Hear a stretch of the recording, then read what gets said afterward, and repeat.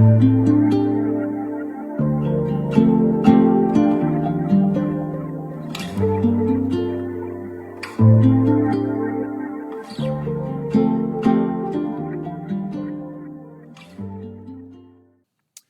everyone. Welcome back to the podcast, In the Strength of the Lord.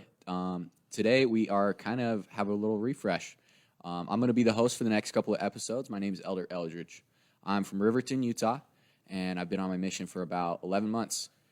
So it's been a good time here in Mesa, and it's been really enjoyable. But today, we are going to be interviewing Elder Erickson. Hey, I'm Elder Erickson. Tell us a little bit about yourself. Well, I grew up in Northern California.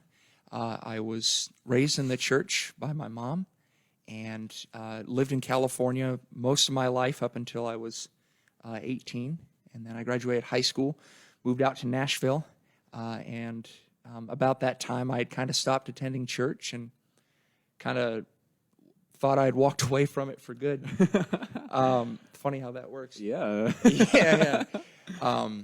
And so moved out to Nashville and started experiencing life and did some fun stuff and felt a call from the Lord to attend church again and become an active member. And now I'm on my mission. That's awesome. I've been out for 19 months. Wow, really? Yeah. You're over the hill and headed home. No, don't say that. That's cool. That's really cool. So you've had a lot of experiences on your mission. What's been probably the hardest thing you've had to go through? Whoa. Tough question right out of the gates. Yeah. I think the hardest thing I've had to go through is just adjusting to life as a missionary. Yeah. The thing is that when I had experience living on my own and going to college and working and just kind of living life for myself, but when you kind of readjust to being a missionary, not readjust, but adjust to being a missionary, you're on someone else's schedule. You got someone else with you all the time. And so I think there's a lot of demands and expectations of missionary life. I think the biggest challenge for me is learning how to be with someone, within sight and sound of someone at all times. I like my alone time. I think we all do, yeah. Yeah. But, I think that's been the hardest thing for me. And not to say that I haven't had bad companions or anything. I've had incredible companions, Elder Avery being one of them, who's standing off set smirking at me. But I think the first year or so was like, I want to go on a drive. I want to be alone, I want to go just be me, So the purpose of today's episode is we kind of wanted to get to know the missionaries, kind of what they do, who they are, what they do all day, and why they're so crazy about talking to random people all the time. Sure. And so, obviously, I'm a missionary, but we're just going to ask a lot of questions to you. So right off the bat, who are the missionaries? That's a really good question. So the missionaries are full-time representatives of our Lord and Savior, Jesus Christ. And we have a very sacred and special commission to preach the gospel to anyone who will listen. And our entire purpose for being here for 2 years or 18 months is to invite others to come unto Christ, regardless of who they are or where they're at in life. We're here to invite. That's super cool. So, obviously, you said like you had a life before this. So how does that work? Do people just decide to go on a mission one day? How do they become a missionary? That's a really good question. So usually around the age of 18 or 19 is when most people go on missions. And for men of the church, we hold something called the priesthood, and that is the power of God given to man for their benefit, salvation, and help.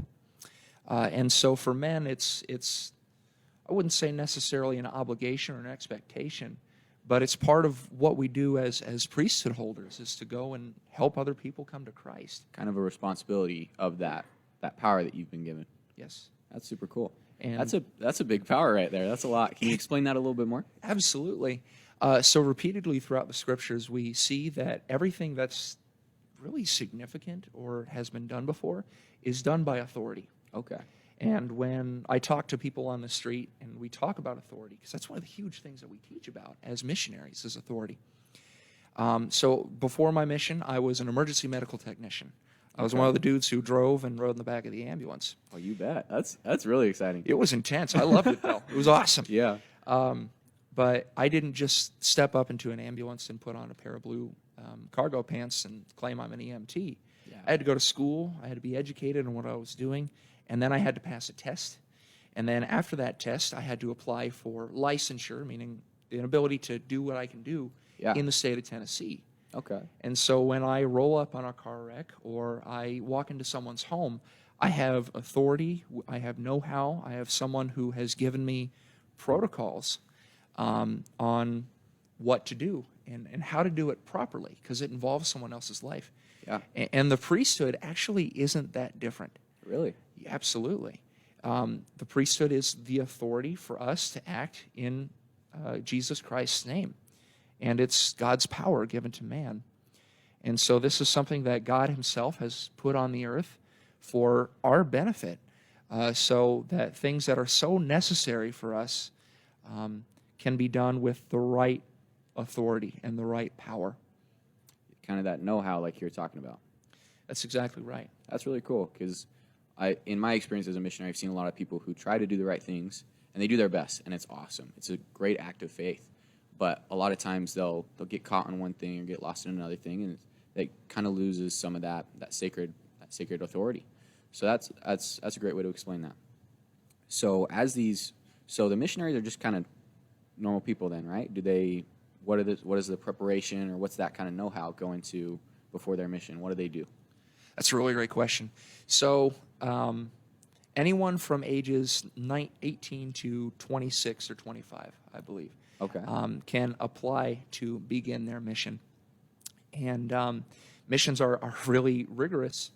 And so I would say that there's a couple of things that are necessary for someone who wants to serve a mission. And the first thing is a conversion to Jesus Christ, or at least the beginning of a conversion to Jesus Christ, and a desire to serve him. Yeah. You also have to be mentally, physically, and spiritually prepared. And then there's kind of a process to it. You see kind of your local congregation leader, and then there's another leader who oversees several congregations. We call him a stake president. Okay. And then you fill out an application. It's a uniform application that the church gives to you. Yeah. You write down where you've lived, your experiences, and just a little bit about yourself. Yeah. And sometimes there can be medical conditions. Like for me, I wear hearing aids if you can't see from the... Yeah. I guess I think they're a lot more visible than they actually are. But for me, I needed to be somewhere where, yes, I could fulfill my duties as a missionary, but also I needed to be somewhere close to audiologists, Yeah. people who could provide me with care and help with my hearing aids. That's cool that there's the church finds a way to provide for those missionaries who want to serve, but don't necessarily have the ability to go to Africa or all these foreign places. That's super awesome. There's an opportunity for that. And so, as you prepare for this mission, did you go straight from Nashville to Mesa, or what was in between? Oh, great question. So missionaries, before they enter the mission field, they go to something called the Missionary Training Center. Ooh, And so if okay. you ever talk to missionaries or run into them on the street, they might make mention of the MTC, Missionary Training Center. Okay. And there's a couple around the world. But I went to the Missionary Training Center in Provo, Utah. Okay. And I did a week and a half online in my own home, and then I did another week and a half in Provo. Okay. And there they kind of teach you the beginnings of being a missionary, how to be obedient to some of the standards and things we're asked to do as missionaries. If you're getting sent to a foreign country and you don't know the language of that country, you'll spend a little extra time learning how to speak that language. A little extra time. How long is that? You spend 6 weeks in the MTC. 6 weeks, a whole language. Yeah. Wow. Depending on the language you speak. For Okay. more complicated languages, you do more time. That's a lot packed into 6 weeks. Yeah. So they prepare you, obviously intellectually. So what's kind of some of the spiritual preparation that goes into that experience? So at the MTC, I think the biggest takeaway for me was learning how important it is to study. Before my mission, I had kind of got the concept of the Book of Mormon, Okay. And I understood it, talked about Christ, and Yeah. I had had some spiritual experience with it, and set it down. It's like, awesome, great. You bet. We're done. But no, actually, one of the things that they really instill in you is the ability to study and learn for yourself, and also study in preparation to help others and teach Okay. others. That's really cool.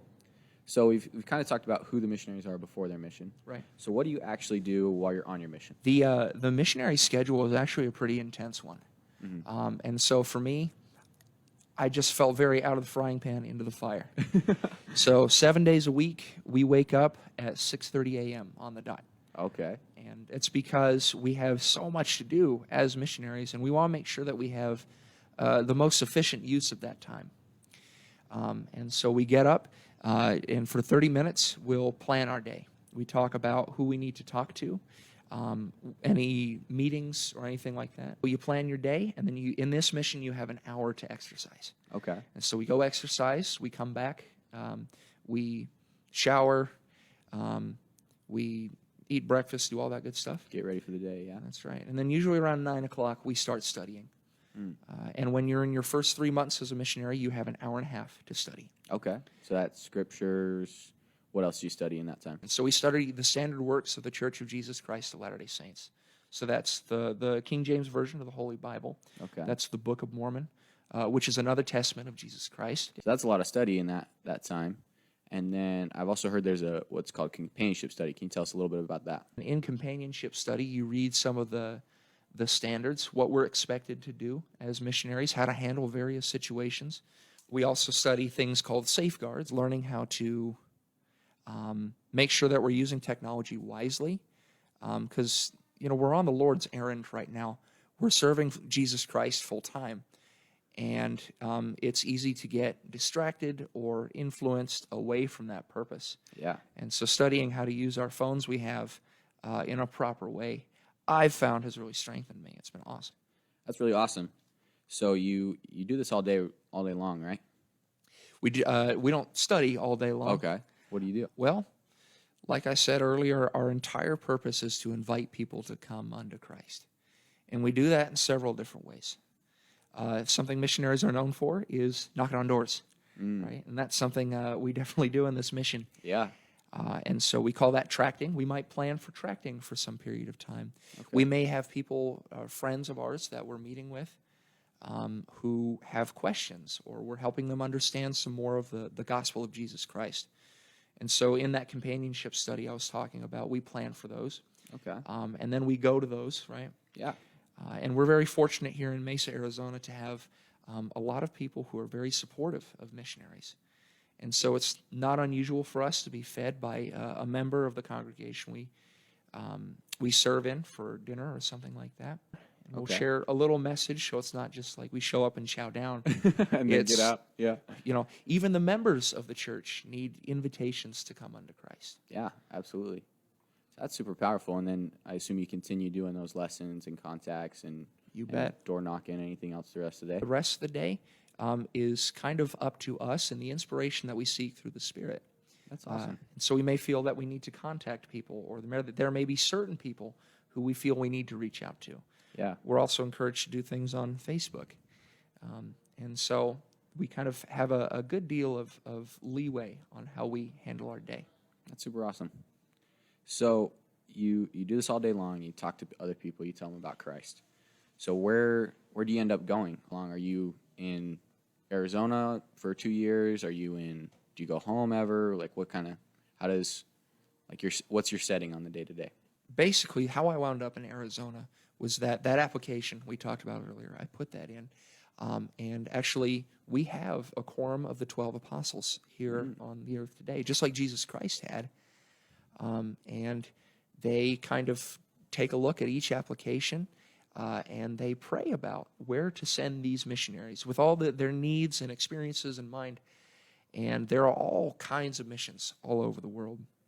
And so I was sent here to Mesa, Arizona by a servant of the Lord. And that's really cool once you think about it. It really, I guess, causes you to reflect on the importance of why we're here. And so we're here in the Arizona Mesa mission, and different mission boundaries kind of change. They change over time. They may be different. They may be big. They may be small. Okay. For us, the Arizona Mesa mission is relatively small. My home mission of the Tennessee Nashville mission is ginormous. And so it kind of differs. Yeah. And so within that mission, our mission president, and he basically oversees all the missionaries in the mission. He prays about what part of that mission we need to be sent to.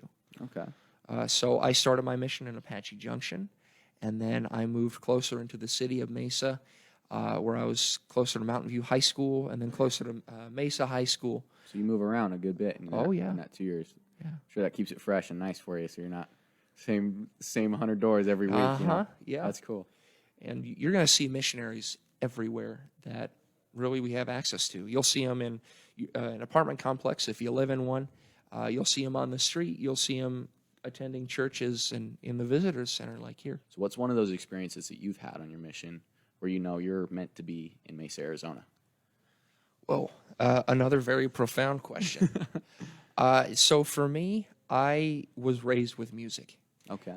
My dad taught me how to play guitar. I took some lessons, and I taught myself a little bit. As I was packing for my mission, I was like, you know what? I should probably bring my guitar just in case. That's pretty cool. Yeah, and I didn't expect to have time. Yeah. And that's the thing, is that sometimes when you go on a mission, you don't know everything going into it. Oh, yeah.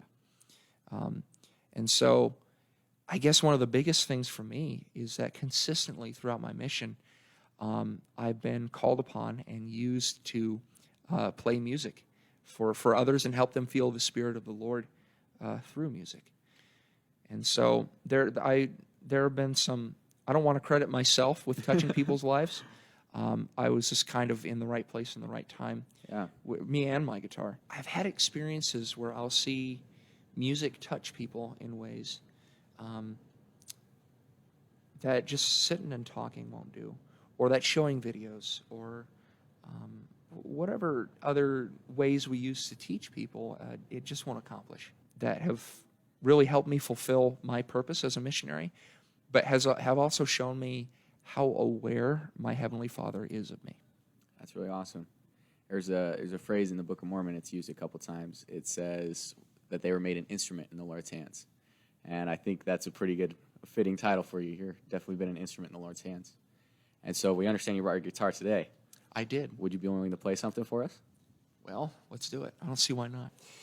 This is a little song I wrote called Heaven on the Line. It's a little ditty I wrote about prayer. You reach for the radio with nothing left to do, but you find that your listening days are through. You held on too much too long with too little to say, and the words just stay there welcome. Did you think to pray? Now I'm just gonna sit here while I'm looking to my home, up to heaven where my mind is set to roam. And they tell me that it's any time when I want to talk to God. It doesn't matter if I'm home or I'm out there abroad. Won't you speak clearly when you finally say to me, show me what I'm meant to see, put the answers in my mind, 'cause I've got heaven on the line. It seems like it's forever since you went and bowed your head, but I promise you he's listening, no matter what you've said. Well, it may not come tomorrow or when you want it to be, but your answer's on its way down just for you to see. Won't you speak clearly when you finally say to me, and show me what I'm meant to see, put the answers in my mind, 'cause I've got heaven on the line.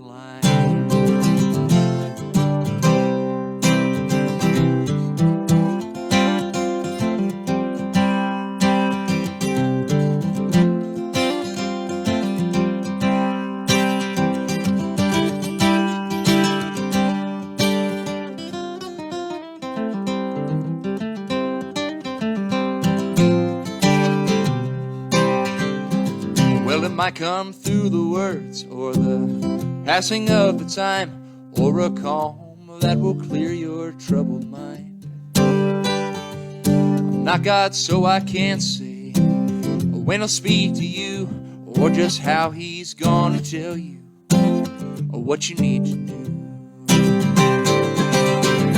Won't you hear my oration? Please accept my supplication in due time. Won't you speak clearly when you finally say to me, and show me what I'm meant to see, with the answers in my mind. 'Cause I've got heaven on the line.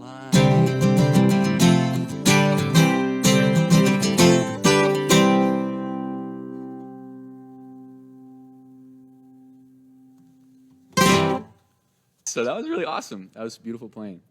So tell us a little bit about what went into that song. Maybe were there any struggles writing it? Did it just come out? Was the Spirit just telling you everything? Or You know, the cool thing is about being a missionary is that you become a convert to Jesus Christ yourself. And one of the skills you kind of have to develop that I really didn't have before my mission was how to seek revelation for yourself through prayer and things like that.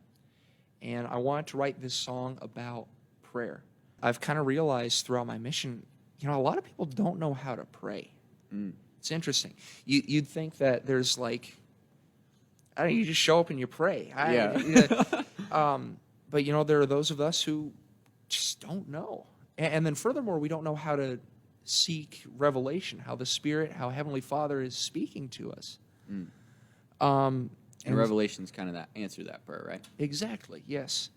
And so I just felt really inspired to write a song about prayer and seeking God's voice for yourself. That was kind of, because I had an awareness that it could do some good. Yeah. And I had this phrase pop into my mind. I got heaven on the line. Yeah. And I struggled to write that song. It's a powerful song. So obviously you have a big testimony to be able to write a song like that, to share that witness of Christ. So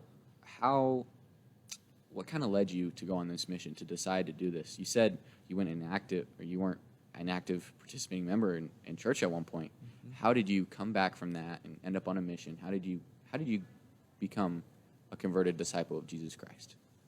Man, yeah, you know, like a lot of missionaries, I had the opportunity to be raised in the church, and then I didn't seek answers to my questions. I just kind of didn't seek my own answers from the Lord. And so I just kind of got frustrated and just started, working on Sundays, and pretty soon I wasn't really actively participating, and I was doing fine. I was okay, I think when we have something of comfort, like a church or like a belief system or something like that, I guess in the back of our minds we kind of think oh, it's going to be awful the second I leave the church building or something like. But no, I was fine.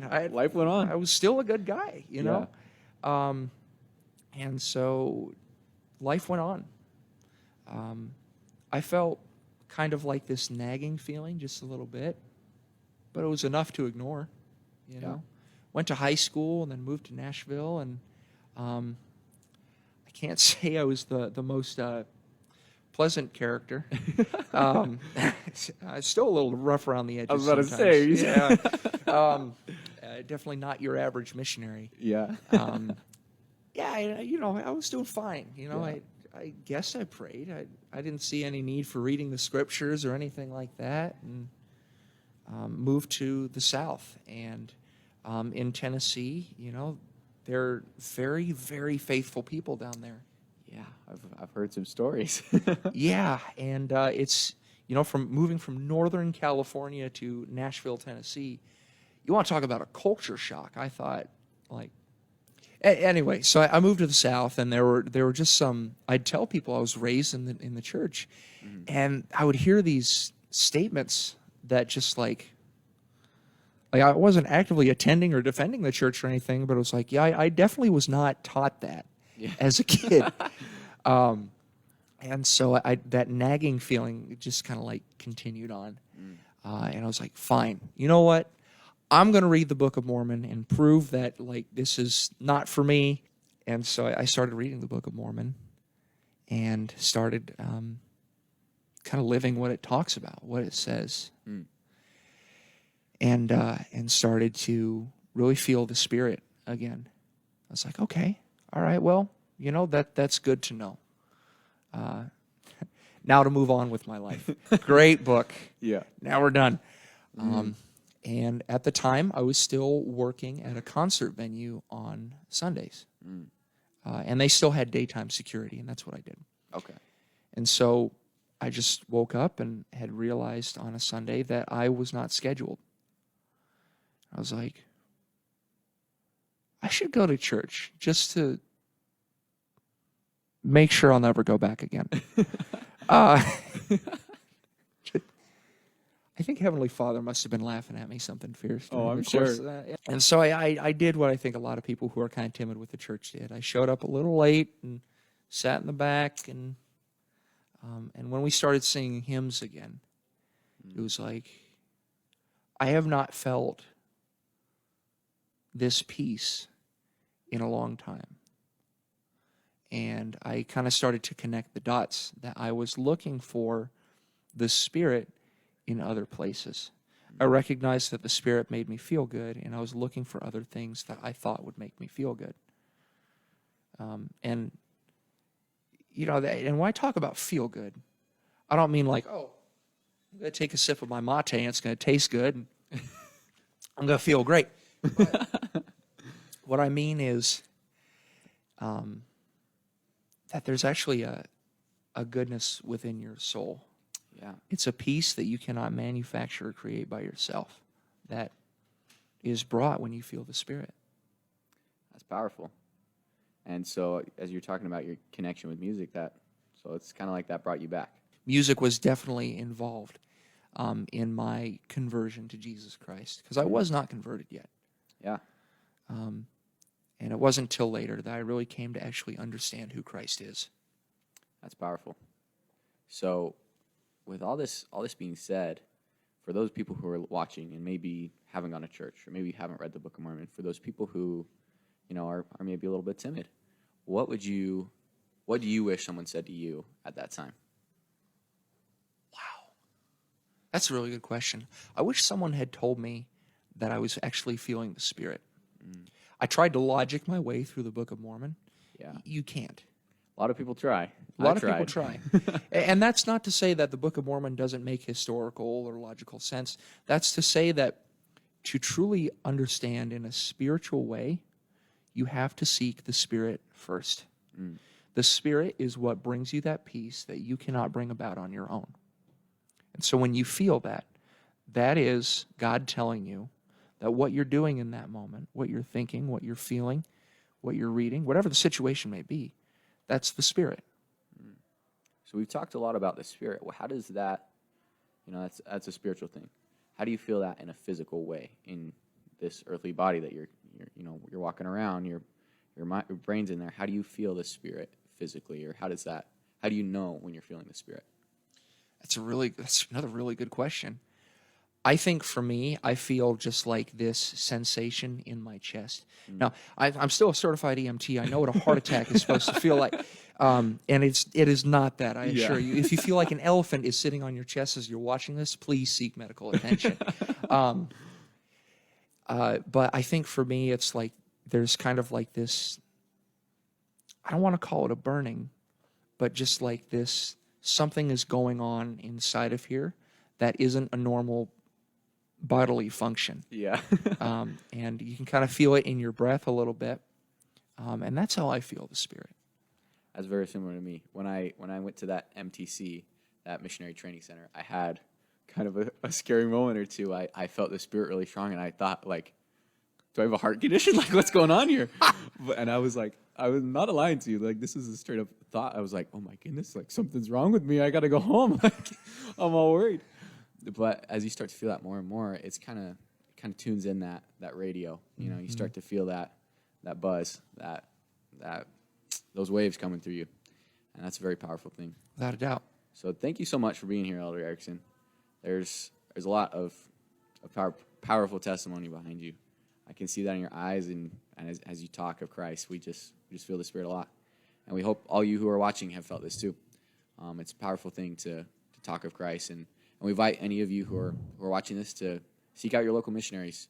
If you're thinking you might need to go to church or read the Book of Mormon or anything like that, there's plenty of ways to get in contact with us. This Facebook page or whatever platform this is posted on, and that's a way for you to get in contact with us. But thank you so much, Elder Erickson. Well, thank you for having me. We love having you. Do you have a catchphrase? Behold. Well, behold, you heard it here. Thank you, everyone. Have a good day. God bless.